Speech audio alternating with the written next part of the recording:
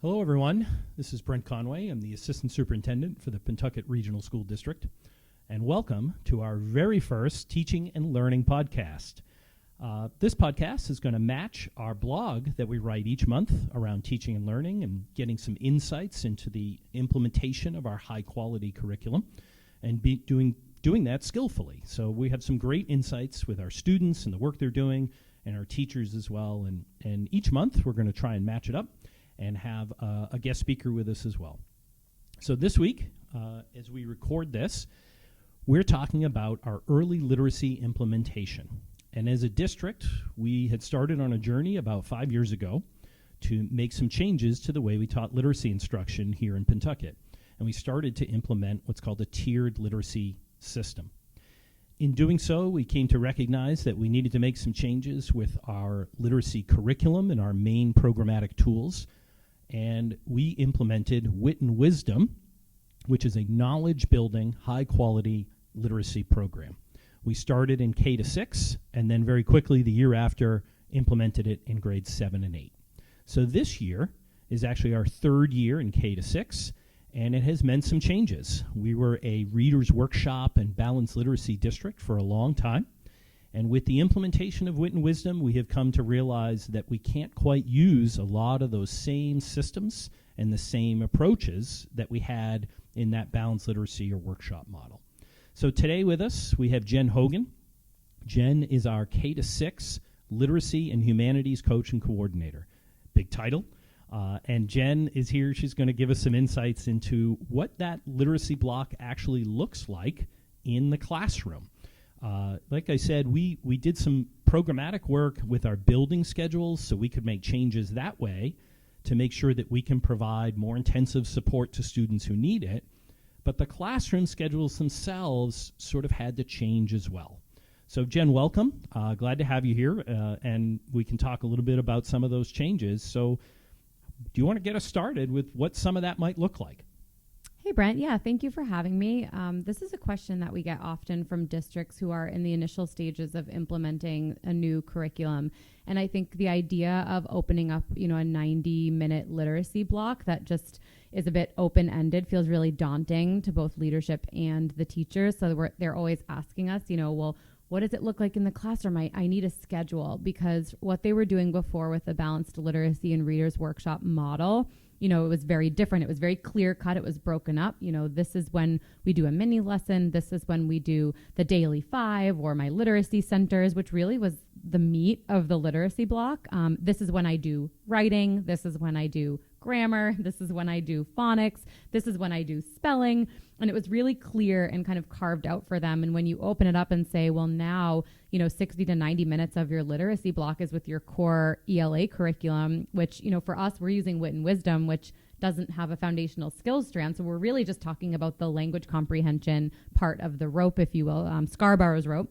So Wit and Wisdom, unlike some of the other high-quality knowledge-building curricula, does not include that other strand. So we do have to supplement with foundations. But we're opening it up, and it's pretty open-ended, and everyone wants to know, in the classroom, what does that look like? And the answer is not always black and white. The answer is a little bit more difficult, which we tried to outline in the blog, just how it starts to shift and look different. But the reality is every single day is different, and it's not always going to be the same structure with what you're doing with students. It's not always going to be the same amount of teacher-led versus student-led time.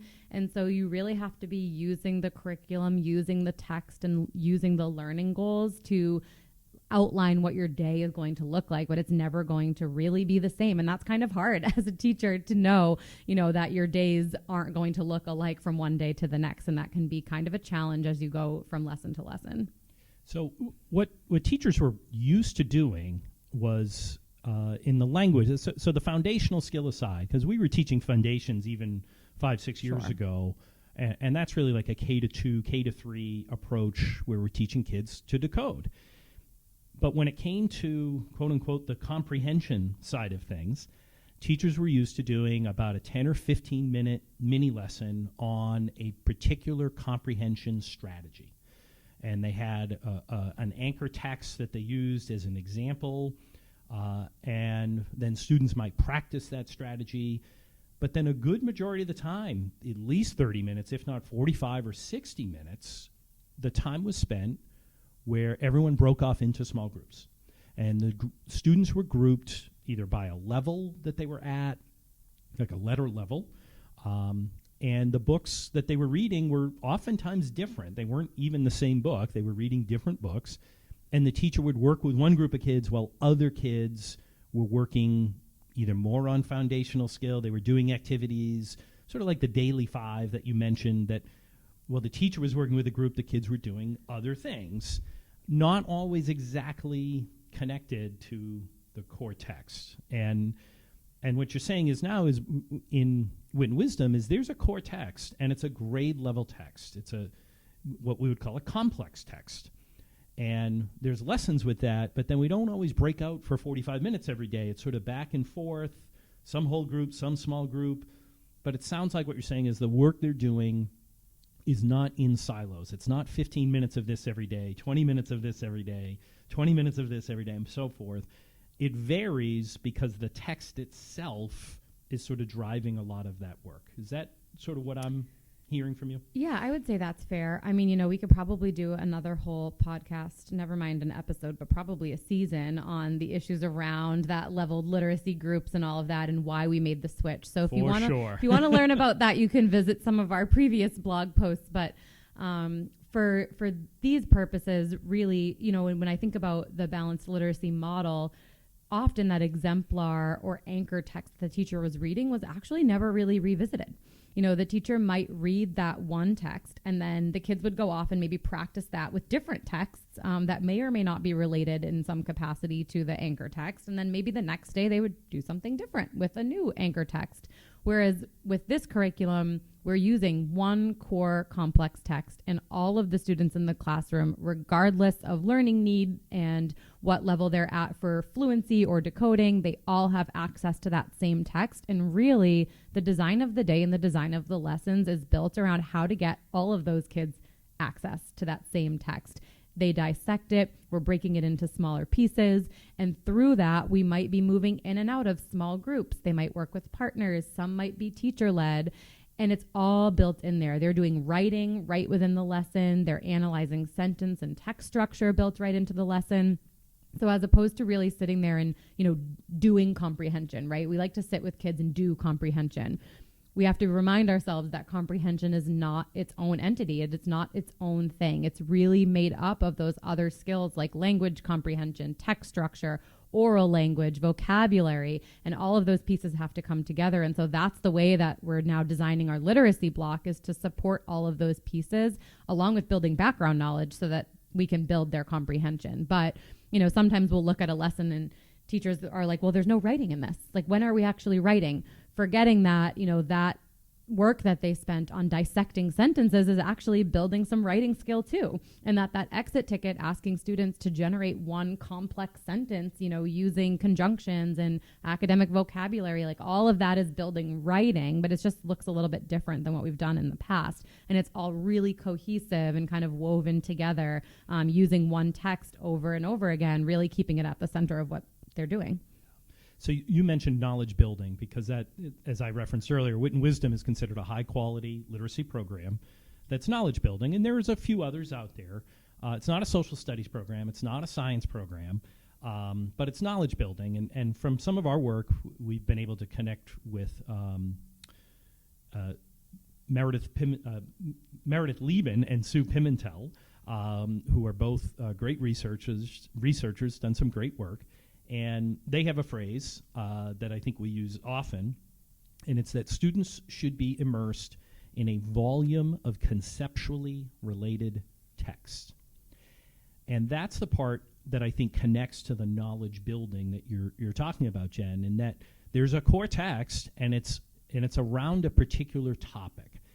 And then students read that, and the next text they read is also related to that topic. And often there are paired selections, nonfiction articles, poems, artwork, audio files, all of these different forms of mediums of information, and in theory text, it's context, helping students to build their conceptual knowledge and understanding around a topic which then connects to the work they have to do, both in comprehending what they're reading, but then writing about what they're reading too.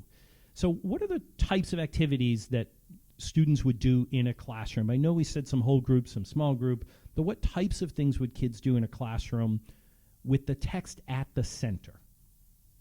So it's, when I do a lot of my PD, we're fortunate enough in Pentucket to have a lot of PD time built in for our teachers. And so that's one of the things that we address is that idea of conceptual coherence, right? Because there's a lot of research around the idea that when we can make things conceptually coherent for kids, they are able to remember and transfer that information better long term. There's studies that have done that with vocabulary. There's studies that have done that with different types of comprehension strategies, if you will. So what we're doing in the classroom then is taking some of that conceptual coherence and building it for the kids. So you might see kids engaging with vocabulary activities, but instead of random lists of vocabulary words that Google tells us are appropriate for fifth graders, we're using the text and we're pulling out words that we know the students are going to struggle with. And sometimes the kids are pulling out words that they're struggling with, and we're using that as a platform for our instruction. So they're going to use the words from the text. We're going to explore those. They might be doing categorizing activities. They might be doing shades of meaning and nuances with words. They might be doing a Frere model with that same word. And then later they're seeing it in the text over and over again, and then they're able to take that word and later apply it into their writing. So lots of building with vocabulary and morphemic parts and seeing those words over and over again when they're in text. Yeah, the morphology, like really getting both to the spelling and the usage of that word along with the different word parts. And that's like building a greater circle of meaning around the core of that word. So, yeah. Yeah, and the words are always going to appear in the text that they're reading. So you're never going to see, a vocabulary section of the lesson that introduces random words that the students have never seen or are never going to see again. So that's really important because they have the chance to interact with the word, over and over again, and the teachers can build those experiences into the rest of their day so that the students have an opportunity to really master that word and have it mean something, right? Because that's the whole point. When we learn random lists, it doesn't always stick because it's not relevant to us. So, all of these words that they're engaging with are relevant to what they're doing, which is super important. You might also see kids working with different types of comprehension strategies, which are things that, readers, when they're attacking a complex text, need, right? We have to be able to summarize a text. We have to be able to identify the main idea of a section of informational text. So you'll have students that are working with parts of the text in order to pull out, key details. Wit and Wisdom calls them bags and buttons, boxes and buttons. So as, young as kindergartners, you'll have them working with buttons to identify key details in a text. But rather than taking that and applying it to multiple different texts, they might break one text up into parts instead and say, let's pull out the details of this paragraph. Let's pull out the details of the next paragraph. And they're engaging with that same text kind of over and over again. So they're really pulling apart the text, looking at it as a, whether it's a book, a whole book, or they're breaking it up into pages and smaller pieces. And then you have lots of writing about the text. So the students are responding, writing in connection to the text. They might be, writing other pieces afterwards, but it's all connected and it's always text driven. So there's lots of text evidence, how to find evidence, how to connect the evidence. And all of that is kind of linked together as they really do some close reading of these academic texts, repeatedly, because that's how they can really engage with it better. So that close reading, sort of examining the syntax, the sentence structure, and all those little pieces of what makes a text complex, including vocabulary, which you mentioned, but helping to break some of those more complex features down to get better meaning from the text. That sort of describes it, huh? Yeah, I think so. And some of that is more challenging for some students than others. So that's where, we empower teachers to be the experts that they are in their classroom. So if the curriculum is saying to teach something whole group, and we know we have a pocket of students based on data that are going to struggle with that, then that's when, as a teacher, we're going to be flexible. We're going to pull a couple students into a group to really work with them on that. So if we know that we have students that really struggle with the language of complex sentences. When we have conjunctions, we're going to pull a small group of those kids and we're going to work with them on unpacking those sentences a little bit more explicitly, because we know that that small group is one of the levers we can pull for tier 2. So that's what we're going to do. So there's a little bit of flexibility in there too, as we figure out what works best for the kids that we have in front of us. But yeah, they're really working on unpacking the text and figuring out exactly how to attack it and exactly what it means, and then how to transfer it later into writing or other pieces of text that are related and that are coherent. So, there's a lot of direct and explicit instruction in Wit and Wisdom, and that's by design. It's a structured program. But that doesn't mean the teacher stands at the front of the room and talks at the kids and tells them what everything means. In fact, built into the literacy is a lot of student talk. And there's a lot of engagement among the students based on talking about the text. We want them to talk about the text and have some back and forth. And we use things like Socratic seminars with kids as young as in second grade. And they do some great talk. And Jen, you use this phrase all the time. You can't write about something you can't talk about. You can't write about something you know nothing about. So in order to get to that point where students can really comprehend and write, we want them to talk with each other, hear each other's opinions, debate them at times, and discuss what it is that they're understanding about the text. And sometimes that's about a character, and sometimes it's about key information, because it's not all nonfiction informational texts. We have some great literature that are stories and that follow sort of a theme or a topic as well. So, yeah, and I think that's a misconception with a lot of these curricula, is that it feels like, and when you look at the lessons, it can feel like, oh my goodness, I have to be up here for 60 to 90 minutes just kind of talking at the kids. And I think if that's kind of what's happening, we have to reevaluate the approach and really take a look at what the curriculum is asking us to do, take a look at the text, keep that text at the center, look at the learning goals, and how can we approach this differently? Because I had a teacher actually yesterday say to me, you know what, this year in year 3, I'm really just working on letting it go and releasing some of that responsibility to the students and letting them do the heavy lifting, letting them do the talking, really letting the students be the driver of some of that. And we're available to support them, of course. And, we want to right those misconceptions and push them in the right direction. But there's a level that we can let it go and let kids do the hard work, and kids do the thinking, and kids do the talking. But it's kind of hard to do as a teacher that's used to more of that teacher-led direction where we teach something, they practice. We teach something, they practice, and it's not always as black and white. The data is a little bit harder to collect, but in the end, you just kind of have to know your kids, and you have to be able to just let some of that go. Which is different than, picking and choosing parts, right? So a lot of teachers are, even as high as 5th, 6th grade, we have oral language and oral rehearsal of writing built right into the lessons. And what's the first thing a lot of teachers skip? The oral rehearsal, right? They just want them writing. They want the hard data. They want the kids writing and doing it. But the reality is, if they never got the chance to practice orally, and some of the kids can't, now they're going to get to the writing and they're really going to struggle, and you're going to be wondering why, right? And the reality is they really couldn't even tell you what they were supposed to write, never mind get the thoughts on paper. So all of that is built in, and it's built in really intentionally, and we just have to be the way that we're planning, we have to be careful and thoughtful about it so that we're giving them the opportunity to succeed, really. So you said a big word there, planning. And what we certainly have found is that teachers need to plan differently than what they were used to in sort of that workshop approach or balanced literacy. It was the strategy that was first. So if we were teaching making inferences, for instance, we would teach that at the beginning of the week. We'd continue to practice it all week, almost like force feed it into the text that you had to make inferences about things. And kids would practice it on texts that weren't even related to what we were reading.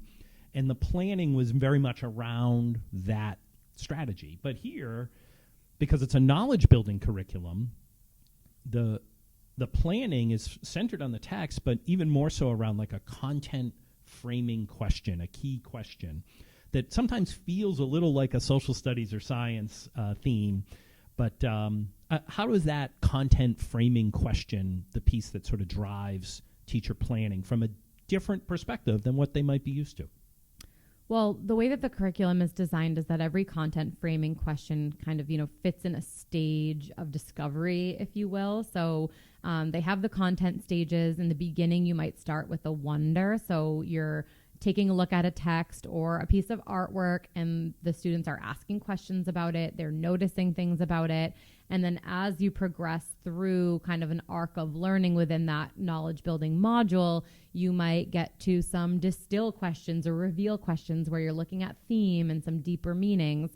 And every lesson has its own content framing question, which really fine tunes exactly what you're looking at. So where you might go from an organized lesson where you're sequencing events and building timelines, the content framing question might be something as simple as what is happening in this text. And so when you see that content framing question, you're going to be building a timeline, or you're going to be sequencing events, or you're going to be looking for main idea and details, really taking a look at that text structure and organizing it for students.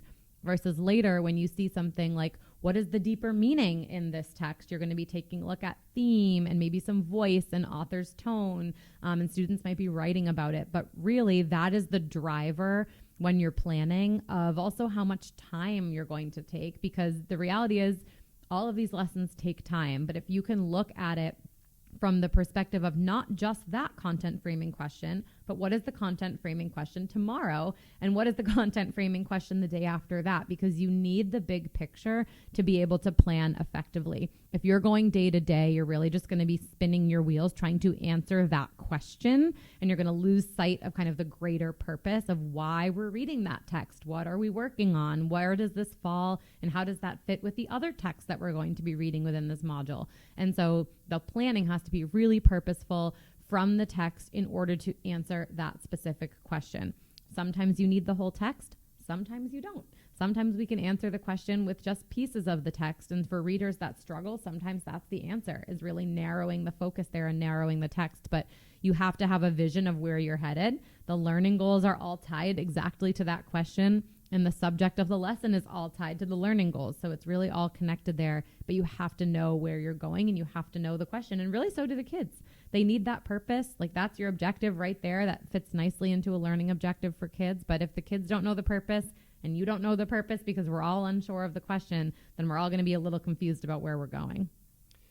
So to kind of wrap things up a little bit, if I'm a parent at home and I've had some conversations with parents who talk about how their children come home and are just like unloading all of this content and information that they've been learning in school. And a lot of it is from the text and wit and wisdom.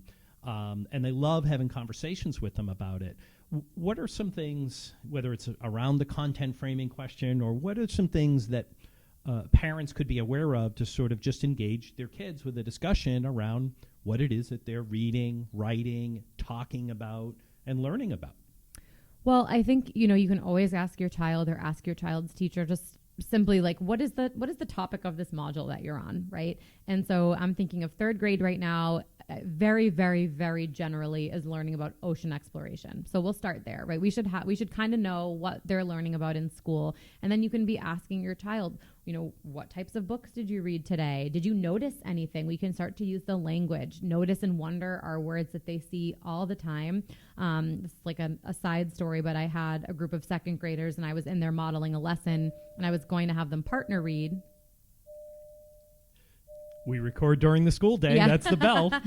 I was going to have them partner read. And I said to them, okay, when you're done reading the text with your partner, what do you think you should do? Right. Because it's the beginning of the year with second graders and we don't want books flying across the room and a kid raised his hand. He looked right at me and he said, you should tell your partner what you notice and wonder. Never heard that one before, but was very impressed with the idea. So we can start to use some of that language at home. Even just asking them, what did you write about today? Or did you read a new text from what you read yesterday? Or tell me something new that you learned or new that you wrote about today. I think all of those questions are fair. If you ask them what they did today, they're going to say nothing because they're kids. So you might have to be a little bit more explicit. But there's always something new that they're talking about, something new that they're writing about. Yeah. Right. Well, thanks for the insights. Hopefully some people at home, be it Pentucket parents or folks elsewhere, find it helpful to get an understanding of how we're proceeding with our literacy work. We've had some pretty good results and pretty happy with it, but more work to do, too, as always. So, Jen, thanks very much for joining us. Thank you for having me. We'll look forward to the next one. Thanks, everyone.